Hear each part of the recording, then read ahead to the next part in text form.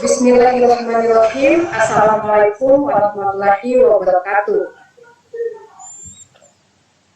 Perkenalkan, kami dari kelompok 3 dengan saya sendiri, Wades Wibusnaria dengan NIM S1S1200098 sebagai moderator dan anggota kelompok, Yusril Usman sebagai ketua kelompok dengan NIM S1S1200054, Marsita Harim dengan NIM S1S1200014, Afdalul Rahmat Setio dengan NIM S1S1200024, Nurjani dengan NIM S1S1200088, Bayu Aidil dengan NIM S1S1200078, Safal dengan NIM S1S1200048, Arya Krishna dengan NIM S1S1200056, dan Asti Samsudin dengan NIM S1S1200062. Kelompok 3 akan mempresentasikan materi tentang bentuk normal greba, di mana materi tentang bentuk normal greba ini terdiri dari submateri. Yang pertama yaitu pengertian bentuk normal greba, pembentukan greba normal form dengan substitusi, pembentukan greba normal form dengan matriks, dan pengaplikasian greba normal form. Kepada pemateri pertama, dipersilakan. Baik, terima kasih atas kesempatannya.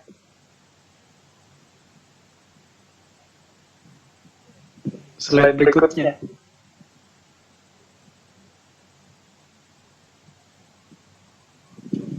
Nah, pengertian dari bentuk normal greba adalah seperti yang dijelaskan atau ditampilkan di PPT, bentuk normal greba atau greba normal form atau disingkat GNF adalah suatu tata bahasa bebas konteks atau context free grammar yang aturan produksinya berada dalam bentuk A kapital menghasilkan A kecil dan alfa, di mana A kecil atau simbol A kecil merupakan simbol terminal tunggal, sedangkan untuk alfanya merupakan rangkaian simbol-simbol variabel.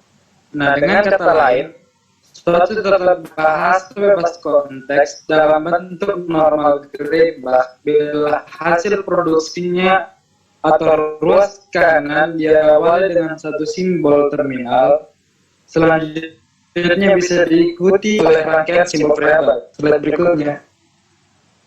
Suatu tata bahasa bebas konteks dapat dibentuk menjadi bentuk normal greba jika terpenuhi 3 syarat yang ada di bawah ini.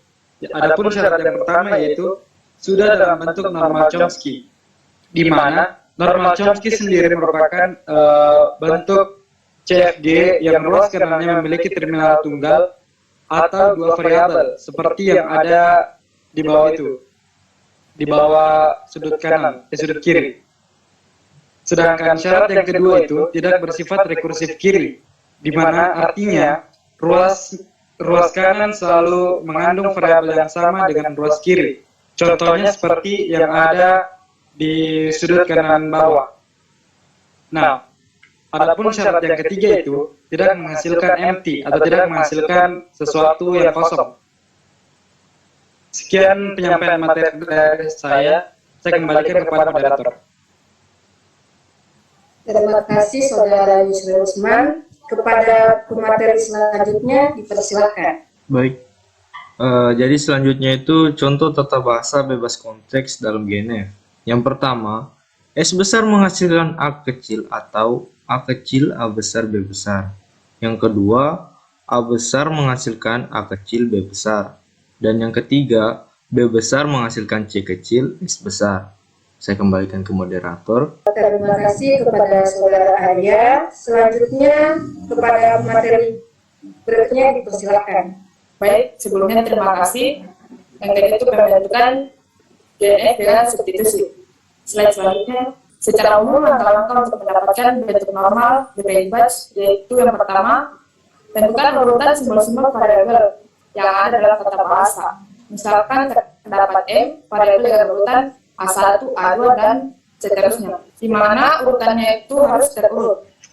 Yang kedua, berdasarkan urutan simbol yang ditetapkan pada langkah 1, seluruh aturan produksi yang memuaskannya diawali dengan simbol variabel dapat dituliskan dalam bentuk AH, di mana sebelah kanannya AI lambda, di mana H lebih kecil atau lebih besar I, dalam kurung rekursif kiri sudah dihilangkan, lambda bias berupa simbol variabel. Slide selanjutnya. Yang bagian A, jika H lebih kecil dari I, aturan produksi ini sudah benar atau tidak perlu diubah. Yang bagian B, jika H lebih besar dari I, aturan produksi belum benar, maka dilakukan substitusi berulang-ulang terhadap AI. Ganti AI pada produksi ini dengan ruas kanan produksi dari variabel AI, sehingga suatu saat diperoleh produksi dalam bentuk AH, di mana sebelah kanannya AP lambda, di mana H lebih kecil dari P. Jika H sama dengan P, lakukan penyilangan rekursif kiri. Yang kedua, jika H lebih kecil dari P, aturan produksi sudah benar. Yang selanjutnya, jika terjadi penyilangan rekursif kiri pada tahap 2 yang bagian B, sejumlah simbol variabel baru yang muncul dari operasi ini dapat disisipkan pada urutan variabel semula di mana saja asalkan ditempatkan tidak sebelum AH bagian kiri. Demikian dari saya serahkan kepada moderator. Terima kasih Saudari Asri. Kepada pemateri selanjutnya dipersilahkan. Baik, terima kasih moderator. Untuk langkah-langkah selanjutnya dalam mendapatkan bentuk normal bebas, yang keempat yaitu setelah langkah-langkah kedua dan ketiga dikerjakan, maka aturan-aturan produksi yang luas kanannya dimulai dengan simbol variabel sudah berada dalam urutan yang benar. Contohnya seperti berikut, di mana AX itu menurunkan AY dan gamma, di mana X lebih kecil dari Y dan gamma di sini berupa simbol-simbol variabel lainnya. Atau juga produksi-produksi yang lain ada dalam bentuk AH menurunkan A dan gamma, di mana A merupakan simbol terminal dan BX menurunkan gamma, di mana BX merupakan simbol variabel baru yang muncul sebagai akibat dari operasi penghilangan rekursif kiri. Slide selanjutnya. Kemudian yang kelima, bentuk normal Greibach diperoleh dengan cara melakukan substitusi mundur, mulai dari variabel AM atau variabel yang terakhir, lalu variabel tersebut dikurang 1, sehingga menjadi AM kurang 1, AM kurang 2, dan seterusnya. Nah, dengan cara ini, aturan produksi dalam bentuk AX menjadi AY gamma dapat diubah sehingga ruas kanannya dimulai dengan simbol terminal. Kemudian aturan yang terakhir, yaitu produksi dalam bentuk BX menjadi gamma, juga dapat diubah dengan cara substitusi seperti pada langkah yang kelima. Demikian dari saya kembalikan ke moderator. Terima kasih Saudara Abdal. Kepada pemateri selanjutnya dipersilahkan. Terima kasih kepada moderator. Di sini saya akan menjelaskan penyelesaian dari soal pembentukan bentuk normal Greibach dengan menggunakan substitusi. Slide selanjutnya, soalnya sebagai berikut, buatlah bentuk normal Greibach dari tata bahasa bebas konteks berikut, di mana tata bahasa bebas konteks di sini sudah dalam bentuk normal Chomsky dan telah memenuhi syarat untuk diubah ke bentuk normal Greibach. Pertama yang harus lakukan adalah cek dulu mana yang sudah Greibach dan mana yang belum. Yang S menurunkan C besar dan A besar itu belum Greibach. Kenapa? Karena perlu diketahui bahwasanya suatu tata bahasa konteks dalam bentuk normal Greibach itu hasil produksinya yaitu di ruas kanannya itu diawali dengan satu simbol terminal yang selanjutnya bisa diikuti oleh rangkaian simbol variabel atau non terminal. Maksud dari simbol terminal di sini adalah dia itu tidak bisa diturunkan lagi dan biasanya dinyatakan dengan huruf kecil. Maka kita ketahui bahwa S yang pertama S itu belum Greibach, yang A itu belum, yang A itu sudah Greibach, yang B juga sudah Greibach, dan yang C dan D itu belum. Selanjutnya, nah setelah kita tahu yang belum Greibach itu yang mana, maka langkah selanjutnya kita lakukan pembentukan untuk membentuk menjadi normal Greibach. Langkah yang pertama adalah tentukan urutan simbol-simbol variabel yang ada dalam tata bahasa. Untuk penentuan urutannya sendiri sebenarnya terserah yang mengerjakan, tapi saya sarankan untuk mengurutkannya sesuai dengan soal. Nah, untuk di soal ini kan yaitu urutannya S, A, B, C, dan D. Maka didapatkan urutan simbol variabelnya itu S kecil dari A, kecil dari B, kecil dari C, dan kecil dari D. Selanjutnya kita lakukan pengecekan apakah yaitu kecil dari atau besar dari. Nah, yang dicek di sini itu variabel di bagian ruas kirinya dengan ruas kanan paling depan. Nah, yang awal itu kan S menurunkan C besar, A besar itu kan yang variabel ruas kirinya itu S, sementara untuk yang ruas kanan paling depannya itu kan C. Jadi itu yang kita cek apakah dia besar dari atau kecil dari. Nah, di sini untuk S dan C-nya itu sudah betul urutan produksinya S kecil dari C. Sedangkan untuk C dan D juga itu sudah benar, tapi untuk yang D sama A itu belum benar. Kenapa? Karena di urutan simbol variabel tadi, harusnya itu yang benar tuh A kecil dari D atau D besar dari A. Sementara untuk di soal ini, yaitu D kecil dari A. Sehingga kita lakukanlah substitusi berulang terhadap AI-nya, di mana untuk yang di D ini, AI-nya itu adalah A. Sehingga didapatkanlah D menurunkan A kecil, B besar, atau D kecil, B besar. Di mana A kecil sama D kecilnya ini kita dapatkan dari nilai A yang ada di soal. Mana di soal itu kan A-nya itu menurunkan A kecil atau D kecil. Sehingga ketika kita substitusikan, didapatkanlah D menghasilkan A kecil, B besar, atau D kecil, B besar. Nah, yang D kan sudah dapat, sisa C sama S. Maka kita lakukan kita lanjut ke langkah selanjutnya, yaitu kita lakukan substitusi mundur. Di mana untuk proses substitusi mundur ini dimulai dari aturan produksi dengan urutan paling akhir. Di soal tadi kan urutannya itu kan dari awal S, A, B, C, dan D. D itu sudah dapat, sisa berarti S, A, B, C. Sementara A, B itu sudah betul, jadi sisa S dan C. Jadi urutan yang paling akhir kan C. Jadi yang kita kerjakan itu adalah C dulu. C menurunkan D besar, B besar. Kita substitusi mundurkan sehingga dapatkanlah hasil C besar. C besar menghasilkan atau menurunkan A kecil, B besar, D besar, atau D kecil, B besar, D besar. Di mana A kecil, B besarnya itu atau D kecil, B besarnya itu kita dapatkan dari hasil nilai D yang tadi yang kita lakukan di langkah yang kedua. Lanjut di S menurunkan C besar, A besar, kita substitusi mengundurkan sehingga didapatkan S menurunkan A kecil, B besar, D besar, A besar, atau D kecil, B besar, D besar, A besar. A kecil, B besar, D besar, atau D kecil, B besar, D kecil, B besar, D besar, itu kita dapatkan dari hasil C yang kita lakukan tadi sebelumnya. Sehingga kita dapatkanlah hasil akhir dari aturan produksi yang sudah dalam bentuk norma derivanya sebagai berikut, di mana S menurunkan A kecil, B besar, D besar, A besar, atau D kecil, B besar, D besar, A besar. Selanjutnya, A besar menghasilkan A kecil atau D kecil,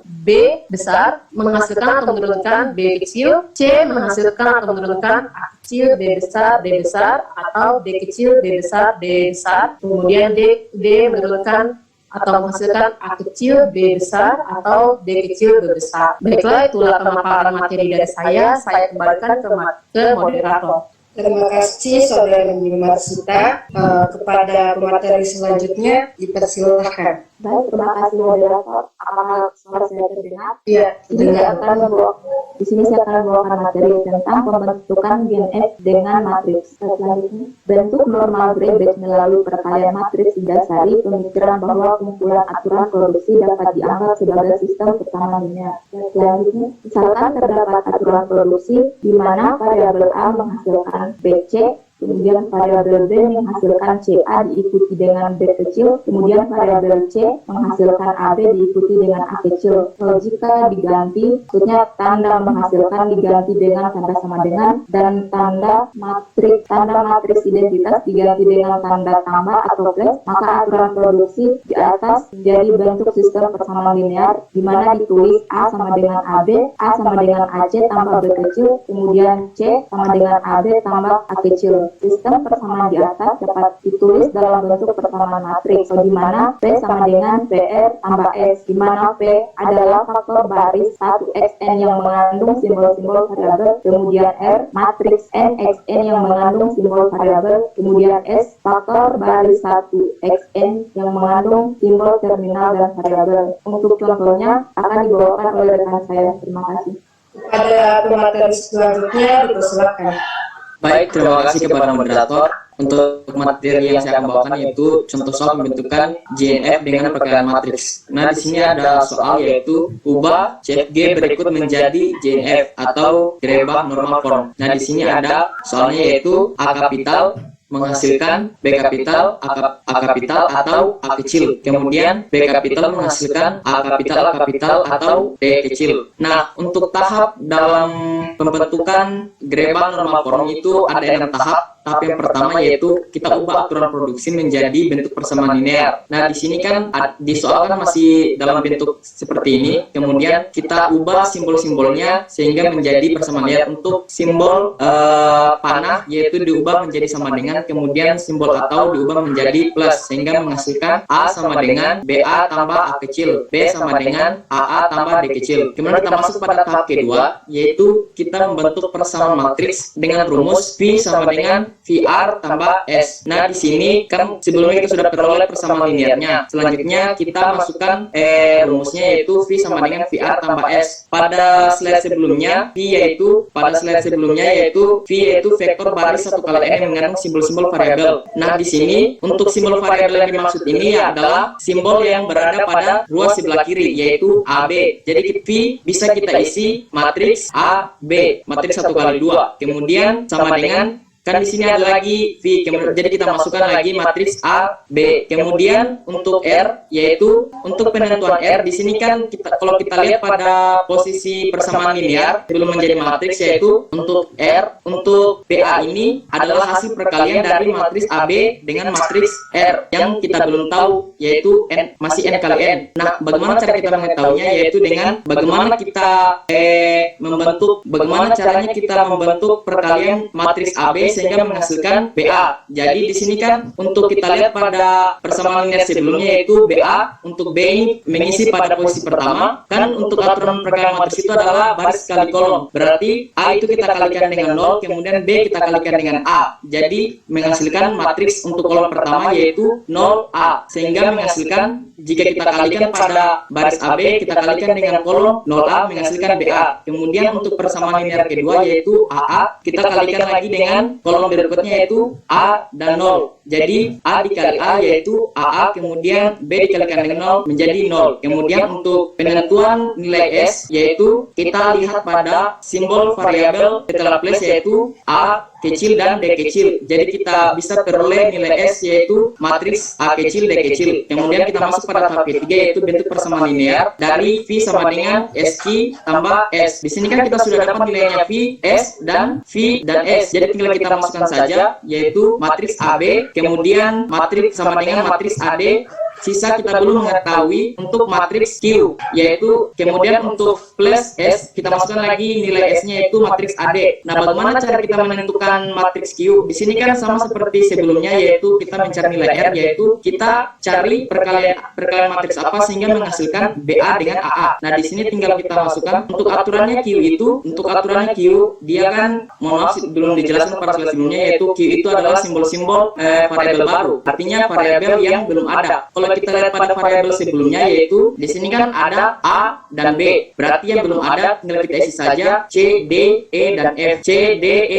Kemudian untuk persamaan linear yang terbentuk dari perkalian matriks tersebut tinggal kita kalikan, yaitu untuk perkalian matriks kan baris kali kolom. Untuk persamaan linear pertama yaitu A, kalau A kan pada posisi kolom pertama, jadi kita ambil baris pertama dikalikan dengan kolom pertama, jadi A dikali C kapital menghasilkan AC, kemudian plus D kecil dikalikan dengan E kapital menghasilkan DE. Nah, itu tadi hasil perkalian dari baris kali kolom, kemudian untuk pada nilai S yaitu hanya matriks AD, jadi kita ambil pada kolom pertama yaitu A. Jadi untuk persamaan linear dari A kapital yaitu AC ditambah BE ditambah A kecil. Kemudian untuk nilai persamaan linear dari B yaitu kita kalikan baris pertama dengan kolom kedua karena B besar berada pada kolom kedua. Jadi yang kita kalikan untuk matriks yang 2x2-nya ini yaitu pada kolom kedua. Jadi untuk A kecil kita kalikan dengan D besar menghasilkan AD, kemudian D kecil kita kalikan dengan F besar menjadikan DF. Kemudian kita ambil pada matriks AD yaitu pada kolom kedua adalah D. Maka nilai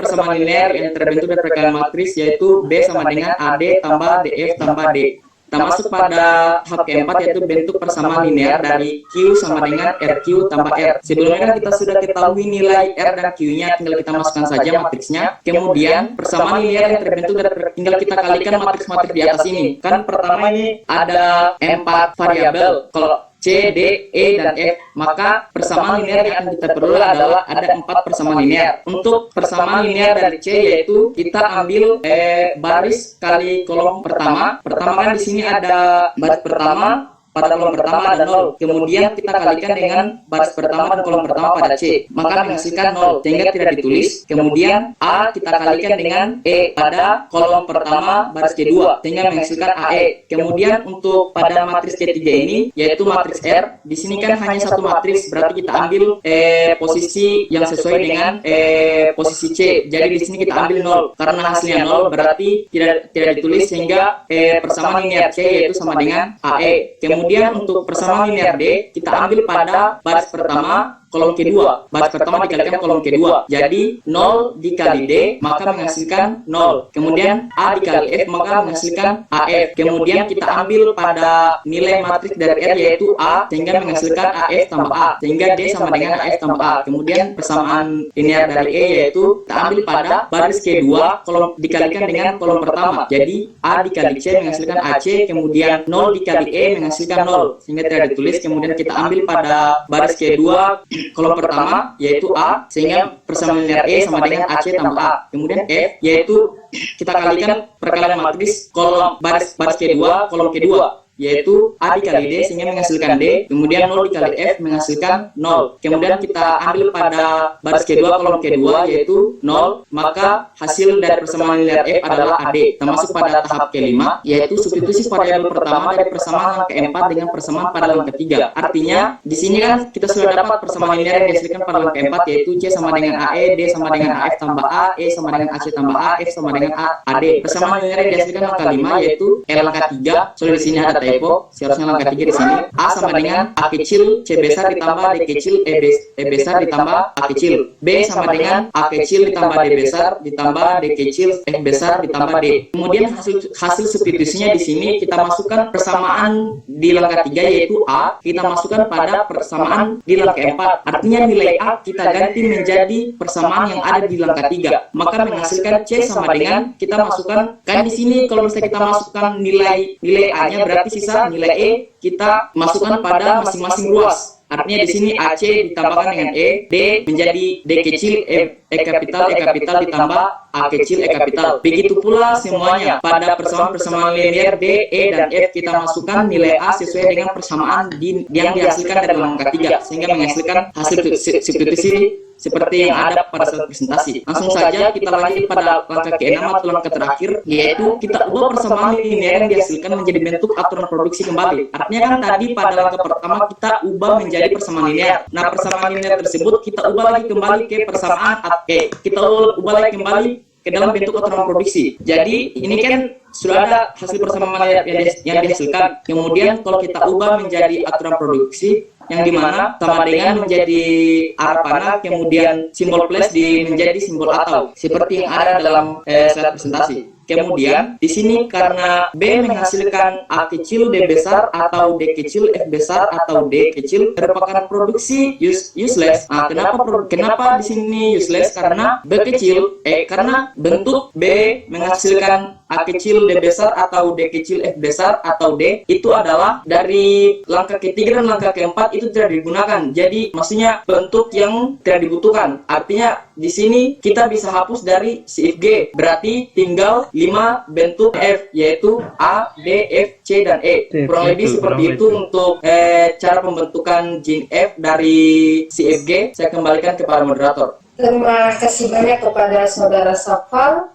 Kepada pemateri selanjutnya dipersilakan. Baik, selanjutnya 4. Pengaplikasian GNF. Jadi aplikasi pengubah bentuk normal Chomsky menjadi bentuk normal Gray-Bach dengan metode substitusi. Jadi pada aplikasi ini diberikan tahap dari proses agar memudahkan pemahaman dalam melakukan penyederhanaan pada setiap tahapannya, serta mempercepat proses dalam pencarian bentuk normal Gray-Bach atau GNF. Perancangan aplikasi memerlukan suatu metode atau langkah untuk membangun atau mengembangkan aplikasi. Pengembangan aplikasi ini menggunakan metode prototype. Saya kembalikan ke moderator. Terima kasih Saudara Ageng. Selanjutnya kepada pemateri selanjutnya dipersilakan.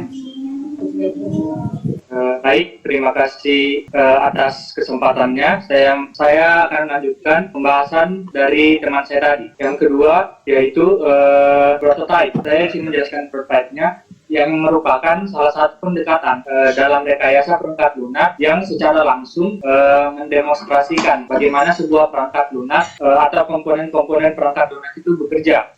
Dalam metode prototype terdiri dari beberapa tahapan-tahapan. Untuk tahapan yang pertama yaitu identifikasi alternatif prototype. Di sini kita identifikasi alternatif prototype ini berdasarkan dengan permintaan usernya. Untuk alternatif prototype ini meliputi user interface, fungsi utama, dan fungsi pemrosesan sederhana. Tahapan kedua itu kita rancang bangun prototype dilakukan untuk melihat tahapan-tahapan dalam pembuatan aplikasi sampai aplikasi ini benar-benar dapat digunakan. Yang ketiga yaitu evaluasi prototype. Evaluasi di sini dilakukan dengan pengguna untuk mengevaluasi prototipe dan melakukan perubahan jika diperlukan. Evaluasi ini dilakukan dengan melakukan pengujian terhadap sistem. Untuk yang keempat yaitu kode sistem. Di sini kita melakukan pengkodean dalam sistem yang dilakukan pada saat evaluasi selesai agar mendapatkan sistem yang komplit. Yang kelima yaitu pengujian sistem. Sistem yang telah disiapkan pada tahap kode sistem tadi kemudian dilakukan pengujian. Pengujiannya itu dilakukan secara langsung kepada pengguna untuk mengetahui apa saja kebutuhan yang sudah selesai dan dengan kebutuhan pelanggan atau apa pula kebutuhan yang belum terpenuhi. Pengujian sistem ini dilakukan dengan black box testing. Dan yang terakhir yaitu transformasi sistem. Di sini transformasi sistem jadi perangkat lunak yang berorientasi penuh dengan melakukan penambahan program-program yang dibutuhkan, perbaikan atau pengujian perangkat lunak secara berkala. Slide selanjutnya yaitu materi tentang tahapan atau diagram activity dari aplikasi pengubah bentuk Chomsky ke bentuk Gray-Bach. Di sini kita dapat melihat gambar di mana dalam gambar tersebut terdapat tabel yang berisi tentang pengguna dan sistem. Di sini untuk diagram activity-nya pengguna melakukan inputan bentuk Chomsky. Misalkan di sini kita masukkan inputannya, S menghasilkan bla bla bla, A menghasilkan bla bla bla, dan seterusnya. Kemudian sistem akan tentukan urutan variabel simbol. Misalkan urutkan dari misalkan S, A, B, C, D, dan seterusnya. Kemudian setelah sistem menentukan urutan variabel, kemudian sistem akan memeriksa apakah sudah memenuhi aturan urutan simbol atau belum. Untuk pengurutannya S lebih kecil dari A, lebih kecil dari B, lebih kecil dari C, dan seterusnya. Kemudian setelah kita memeriksa apakah misalkan yang pertama untuk S lebih besar dari A itu benar atau salah. Misalkan kita periksa dulu apakah urutannya itu sudah sesuai dengan simbolnya atau belum. Kemudian sistem akan melakukan substitusi pada urutan yang tidak urut. Misalkan ada urutan yang tidak urut, yang misalkan tadi S lebih besar dari A. Misalkan untuk urutannya A lebih besar dari S kan itu salah. Jadi kita lakukan substitusi pada urutan yang tidak urut itu. Kemudian kita akan masuk ke percabangan di mana kita akan diminta untuk mengecek bentuk rekursif. Apakah terdapat bentuk rekursif atau tidak. Jika terdapat, kita akan ada tahapan tambahan, yaitu kita lakukan proses penghilangan rekursif. Kemudian lanjut ke tahapan selanjutnya. Jika tadi dalam pengecekan bentuk rekursif itu tidak ditemukan, maka lanjut ke tahapan selanjutnya, yaitu sistem akan lakukan substitusi mundur pada aturan produksi baru yang telah didapatkan. Misalkan tadi kita urutkan dari yang terkecil dari S, A, B, C, D, dan seterusnya. Ketika melakukan substitusi mundur, itu kita substitusikan dari balikannya tadi, misal dari D, C, B, A, S, dan seterusnya. Kemudian setelah melakukan substitusi mundur, sistem akan menampilkan seluruh hasil bentuk dari Greeback tersebut. Baik, itulah tadi pemaparan materi dari saya kembalikan kepada moderator. Baik, terima kasih kepada Saudara Bayu. Selanjutnya yaitu kesimpulan. Di mana kesimpulan ini saya akan membacanya sendiri. Suatu tata bahasa berbasis konteks dalam bentuk normal Greeba bila hasil produksinya yang berada di ruas kanan diawali satu simbol terminal, selanjutnya diikuti oleh rangkaian simbol variabel. Untuk dapat diubah ke dalam bentuk normal Greeba, syaratnya yaitu tidak dalam bentuk normal Chomsky, tidak bersifat rekursif kiri, dan tidak menghasilkan MP. Itulah presentasi materi tentang bentuk normal Greeba dari kelompok 3. Kepada teman-teman dipersilahkan untuk memberikan tanggapan dan pertanyaan terkait materi kami. Kurang dan lebihnya mohon dimaafkan. Akhir kata, wassalamualaikum warahmatullahi wabarakatuh.